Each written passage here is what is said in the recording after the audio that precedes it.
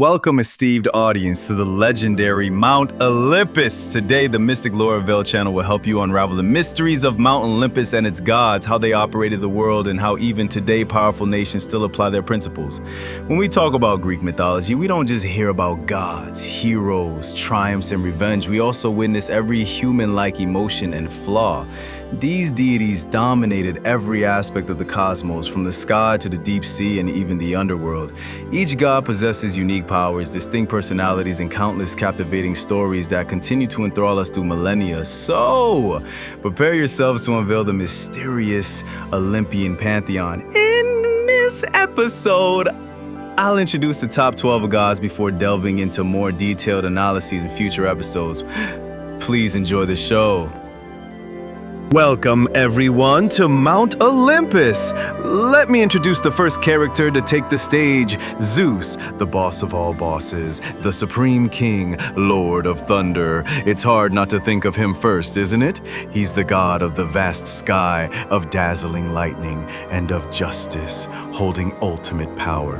Zeus was born the youngest of 5 siblings, son of the Titan Cronus and Rhea, but his family background was tragic.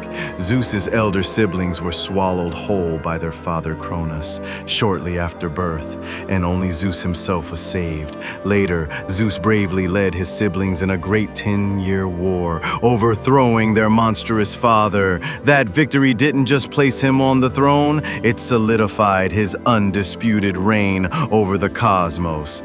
With his signature lightning bolt, a weapon of unmatched power, forged by the Cyclopes, Zeus could shatter mountains, devastate armies, and punish his opponents. He truly was a terrifyingly powerful god, the ultimate boss of all bosses. However, what I find most fascinating about Zeus is his complex personality. Despite being the king of the gods, possessing boundless power and authority, Zeus was famous, no, infamous is the more accurate word, for his relentless womanizing. If he saw someone beautiful, he had to pursue them. If persuasion didn't work, he'd use every trick and scheme to conquer. He had countless affairs with goddesses, nymphs, and even mortal women. To meet these lovers, Zeus often resorted to elaborate disguises, sometimes a pure white swan, other times a mighty bull, or even appearing as a shower of gold. It's quite interesting that when we think of Zeus, the god of lightning, we often associate him with the phrase love at first sight. Is it possible that this god, whose power strikes suddenly and intensely like lightning, was himself easily struck by charming beauties? Or perhaps he was the one casting love spells or striking with love everywhere he went? This truly is a very human and intriguing aspect of the King of Olympus, making him not only powerful but also wonderfully complicated and captivating. These fleeting romances often ignited the furious jealousy of his queen Hera, leading to countless dramatic and often tragic tales of revenge and retribution. Personally, I think these romantic dramas are what make Zeus so vibrant and incredibly human-like. Zeus's iconic symbols include the majestic eagle, the king of the birds, the mighty oak tree, and of course, his signature weapon, the terrifying lightning bolt. Zeus's reign truly ushered in a new era of divine order, but to be honest, it certainly wasn't without its fair share of chaos and intrigue. Next to the king is the queen.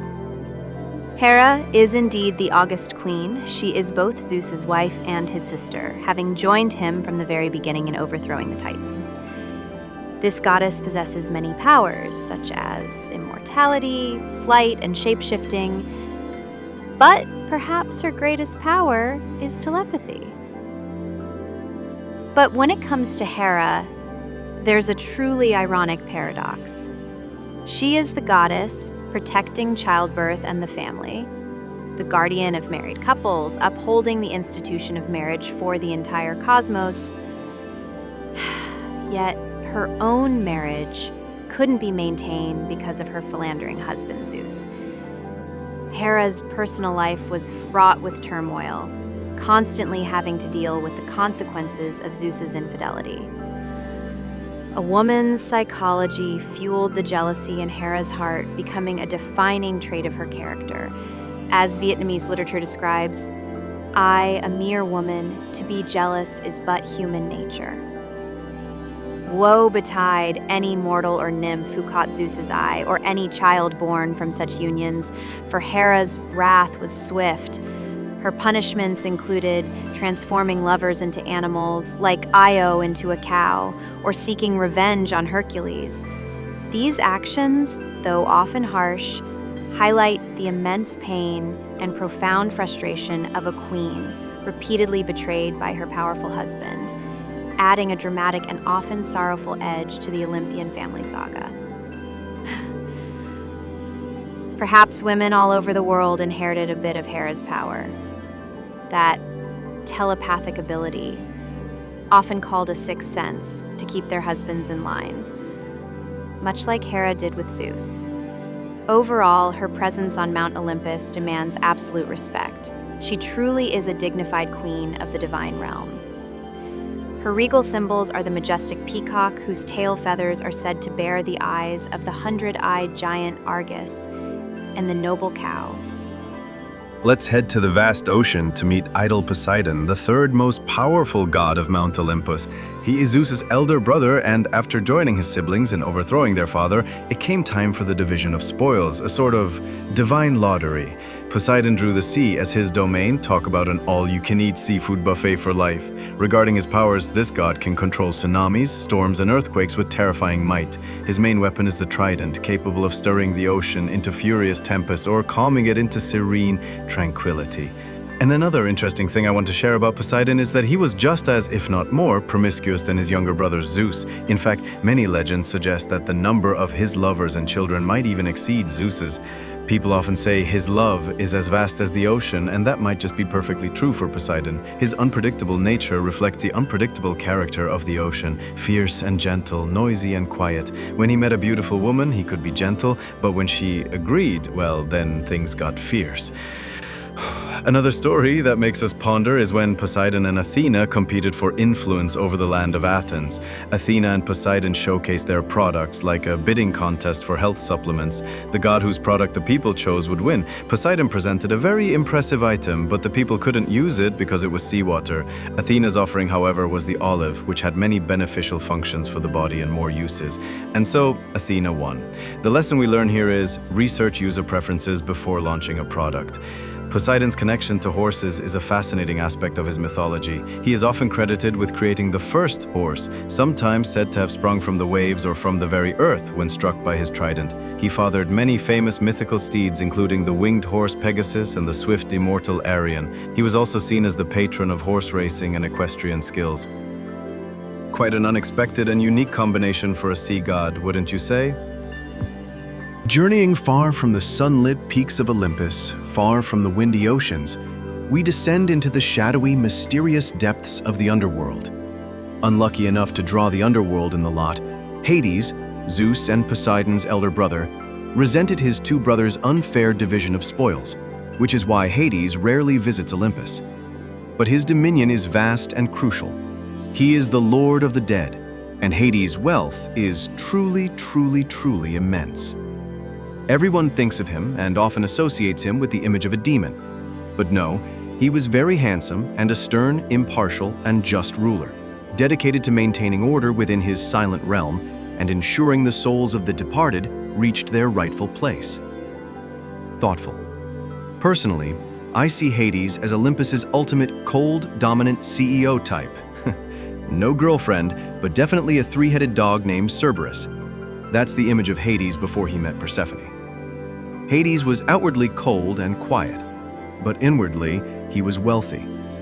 He was grumpy with the whole world, but incredibly gentle and warm, especially unwaveringly loyal to Persephone. His abduction of Persephone, the beautiful daughter of Demeter, whom he took to be his queen and spoiled more than anyone could imagine, led to the explanation of the seasons, as Demeter grieved for her daughter's absence. Just think, unlike his two younger brothers, Zeus and Poseidon, with their countless affairs, Hades was a rare beacon of loyalty. He never caused romantic trouble for anyone, and there was even one time he was almost tricked by the mortal Sisyphus. This truly makes Hades a character who is both mysterious, trustworthy, and deeply admirable. The underworld under Hades' command is a complex place, divided into various regions like the fields of Elysium for the virtuous, the Asphodel meadows for the common, and the dreaded Tartarus for the truly wicked. Hades is also the god of mineral wealth. Gold, silver, and precious gems, for all riches lie beneath the earth, within his domain.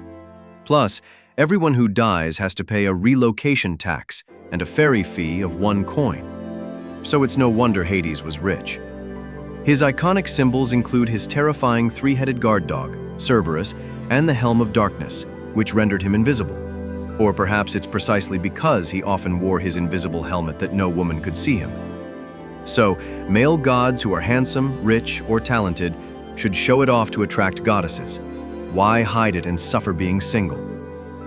Returning to the vibrant surface, we meet Demeter, one of Zeus's elder sisters, and the gentle, life-giving goddess of agriculture, harvest, fertility, and the sacred cycle of life and death.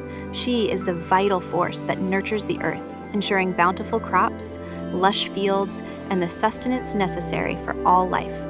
Human civilization relied heavily on her benevolence as she taught humans the art of cultivating the land, transitioning them from a nomadic existence to settled agrarian communities. Demeter's most poignant and central myth is the heartbreaking tale of her beloved daughter, Persephone. When Hades abducted Persephone to the underworld, Demeter's grief was so profound that she abandoned her divine duties. The earth became barren, plants withered, and a devastating famine swept across the mortal world. This divine sorrow is the ancient Greek explanation for the changing seasons. When Persephone returns to her mother in spring and summer, the earth flourishes. When she descends to the underworld in autumn and winter, Demeter mourns, and the land grows cold and barren. Her primary symbols are the sheaf of wheat, the cornucopia, horn of plenty, and the humble poppy. From the very head of Zeus, Athena emerged, one of the 3 most beautiful goddesses in the world, revered and most influential on Olympus. She is the formidable goddess of wisdom, strategic warfare, distinguished from Ares' brutal violence, handicrafts, and justice. Athena embodies the pinnacle of logical thought, cunning battle tactics, and unwavering courage. And speaking of Athena, I think nothing suits her more than the phrase, wisdom born from the head, because she literally emerged uniquely from Zeus's very own head. Her birth was indeed unique. She sprang, fully grown and armored, from Zeus's head after he swallowed her pregnant mother Metis to prevent a prophecy. This unusual birth isn't just a fascinating mythological detail, it also emphasizes her direct connection to supreme wisdom. She seemed to carry all knowledge with her from the moment of her birth. But I still wonder, why was wisdom born from Zeus's head not a male god, but a female goddess? Does this mean male gods aren't as intelligent as female gods? She was the divine patron of heroes like Odysseus and Heracles, guiding them with her shrewd advice. The city of Athens, renowned for its philosophy, democracy, and arts, was named in her honor after she gifted the olive tree to its people. A fiercely virginal goddess, she dedicated herself to her duties and never married. Her iconic symbols are the wise owl, a creature symbolizing wisdom, the peaceful olive tree, and the fearsome Aegis shield, often bearing the head of Medusa, which struck terror into her enemies. And in today's modern world, intelligent, self-reliant, and independent women like Athena tend to marry less. Perhaps they haven't found anyone worthy of them, just like Athena? Now let's continue with this 7th god, none other than Apollo, our million-follower idol. He truly is a scion born with a silver spoon in his mouth who can go backward and still reach the finish line. Handsome, wealthy, brilliant, multi-talented, no need to argue. His father is the CEO of the Olympus Corporation, Zeus. His mother is the goddess Leto, and he is Artemis's twin brother. Apollo is a god of many domains. He presides over light, music, poetry, archery, healing, and prophecy. He is the quintessential embodiment of perfection. You could say he couldn't be more perfect. His presence brought enlightenment and inspiration to both gods and mortals. From the day he entered showbiz, Apollo was the patron of the muses, inspiring poets, musicians, and artists across the ancient world. His lyre, a gift from Hermes, produced the most enchanting melodies. In sports, he was also a master archer, hitting every target he aimed for. Perhaps his most significant role was as the god of prophecy, particularly through his famous oracle at Delphi, where his priestess, his spokesperson, Pythia, delivered his prophecies to his devoted fans. His radiant symbols include the lyre, the bow and arrow, the brilliant sun, and the laurel tree, commemorating his pursuit of the nymph Daphne. Modern young men, and I myself, always wish we could be like Apollo, being able to go backward and still reach the finish line, wealthy, with a powerful father, multi-talented, handsome, and with millions of fans. We've just admired and celebrated the dazzling idol Apollo, but wait, where's his twin sister Artemis? Shouldn't twins be similar? Come on, camera, let's zoom in on the wild mountains. Ah, there she is! This is Apollo's independent and powerful twin sister, daughter of Zeus and Leto. In contrast to her brother's vibrant, outgoing personality, Artemis, my introverted goddess, prefers to backpack through quiet, wild places, far from the hustle and bustle of the city. She is the wild goddess of hunting, wild animals, wilderness, childbirth, and the crescent moon. Artemis embodies the spirit of wild nature, self-sufficiency, and unending freedom. She loves the solitude of the forests and mountains, accompanied only by her loyal band of nymph huntresses and her swift hunting dogs. Artemis is a virgin goddess, fiercely protective of her purity and that of her followers. The goddess swiftly and mercilessly punished anyone who dared to threaten her or those under her protection, as seen in the tragic fate of Actaeon, who was transformed into a stag and torn apart by his own hounds for glimpsing her bathing. Her arrows, like her brothers, never miss their mark.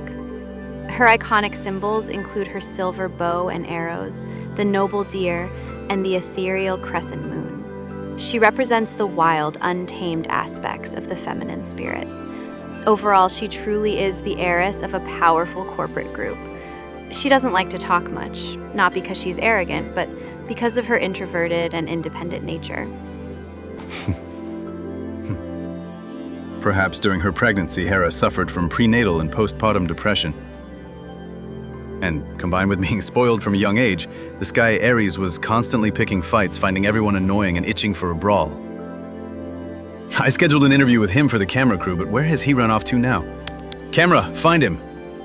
This god is a handful. Charging into battle with a bloodthirsty cry is Ares, son of Zeus and Hera, and the god of violent, chaotic warfare, bloodshed, and savage courage.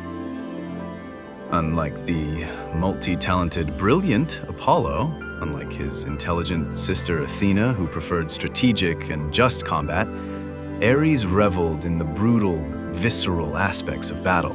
The roar of the crowd, the clash of steel, and the spilling of blood. This guy embodies the brute force, the destructive power of conflict. Honestly, Ares had it rough. He was generally disliked by the other gods on Mount Olympus, including his own parents, who often found his aggressive and quarrelsome nature distasteful. Ares was often depicted as impulsive and hot-headed, rushing into battle without much thought for strategy, often suffering defeats despite his immense strength. Perhaps due to Ares' way of expressing himself, coupled with being ostracized by everyone, Ares tended to reveal more and more of his inner frustration. I believe some of us might have encountered or felt similarly to Ares at times. His most notable affair was with Aphrodite, the goddess of love, a scandalous union that produced several children, including Deimos, Terror, and Phobos, Fear, who often accompanied him into battle. Ares' symbols are the wild boar, dog, spear, and shield, often stained with the essence of conflict. Hello, Miss Olympus! Are you out for a stroll today? Oh no. I'm heading to register for the Goddess of the Millennium competition. Oh my goodness, how exciting! I get to witness this grand event. I even voted for you in the last competition, thousands of years ago, goddess. Oh my, you probably don't know this, but down in the mortal world, those goddess polls are more intense than a US presidential election. Luckily, you won by a narrow margin and clinched the Miss title.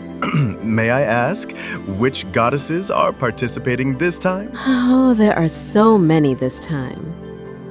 I hear many new goddesses are joining too, all young and beautiful. As for me,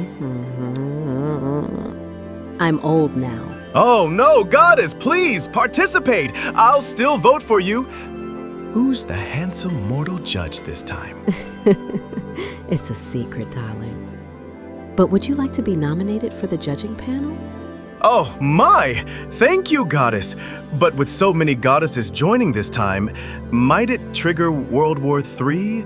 Because the Trojan War last time was already on a massive scale.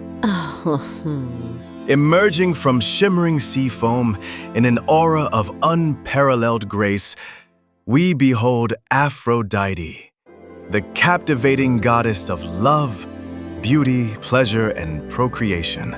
Anyone who saw her couldn't help but feel impure thoughts, even wondering if they were worse than beast.